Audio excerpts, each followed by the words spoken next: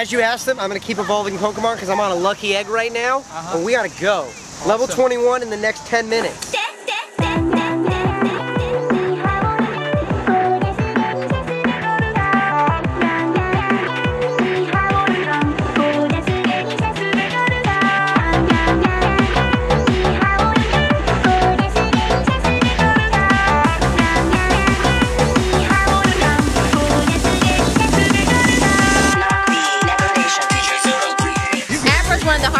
Because I have Abracadabra and Alakazam.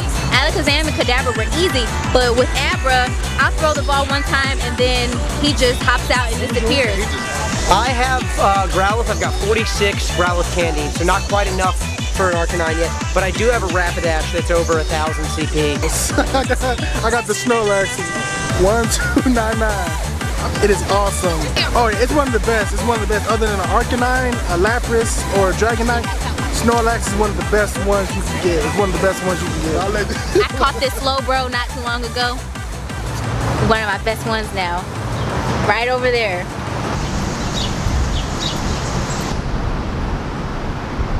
Three months ago, this was dead.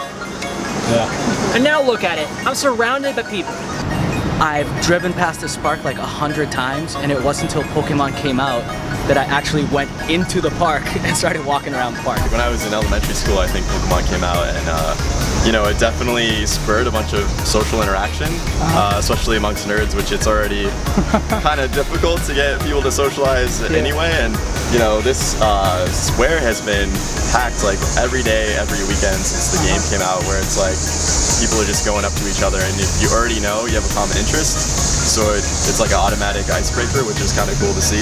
So like the fact that this park would normally be dead and like downtown would normally be a little bit less busy, there's people walking around, like that's that 45-degree angle to your phone, you know, if you know, you can look up like and you see the smile like, oh, he's playing Pokemon or she's playing Pokemon. Everyone I know is playing it. My supervisor at work's playing it, my coworkers are playing it, everybody. This guy, for sure. That's catching something. Yeah, I got stopped by a cop on the side of the road and he was just asking where to get Pokemons. Pokemon is taking back the night, actually. This place used to be a sketchy park at night. There's 60 people here at midnight now. I come from New York and they almost had to shut down Central Park because so many people were out getting it. And there's a rare Pokemon there, right? I mean, look at this worldwide phenomenon right now. This is ridiculous. So I was playing from 2 in the morning until like 1 o'clock yesterday, and then I slept until 3 today, just a couple hours, and I've been playing since then. It's insanely addicting, yeah, it's absolutely insane.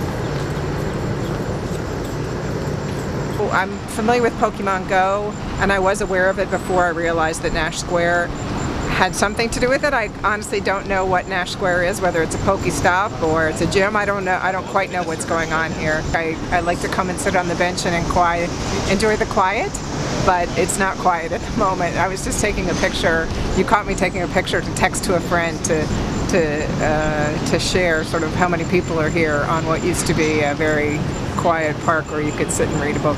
Sometimes I hear exclamations of joy, but I don't quite, I assume they captured something wonderful, but I don't really quite know.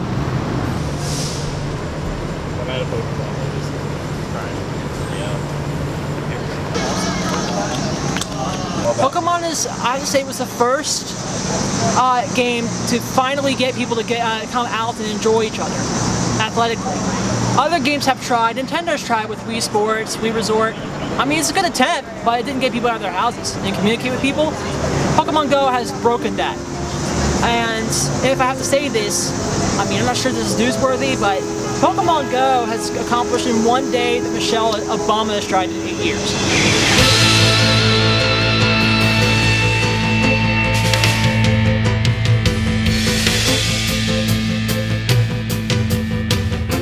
Walking 10 miles is not a factor.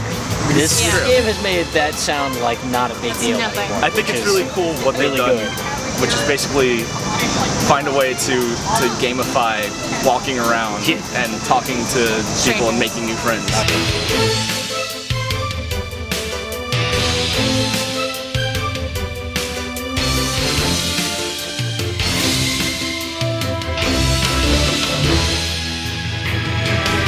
My favorite thing is that you're not sitting inside, because I had never ever played any video games until this. And then, you know, I was like, hey, I definitely need to exercise, so, you know, why not? I thought it would suck. And I also thought that the people playing it would be, you know, what I had expected them to be, which they weren't at all. There's, I was expecting it'd be like a lot of, you know, just, you know, people who had never been outside before, covered in Cheeto dust and stuff, but it is a ton of people my age and a ton of really cool people. It's been way better than I ever thought it would be.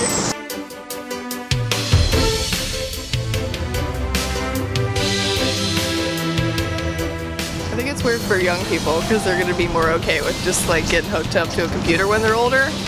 I think the older people are funny because they played it when they were younger and now they're older and it's like, oh, they're real, so I'm going to go outside and catch up. I think Pokemon's definitely going to be the next big thing. There's already millions of people playing it, and then imagine when technology gets better, the game will get better. Imagine playing it with like Google Glass, and then you'll see the Pokemon everywhere and you won't know what's real or what's fake, and it'll be really fun, really exciting. And also this same type of gameplay, they could use it in other more creative ways just to get people out of their house and doing stuff. There are 7 generations. This is just the first generation. They're going to keep updating it. They're going to keep trying to put as much as possible in it. They said they're going to implement trading and battling.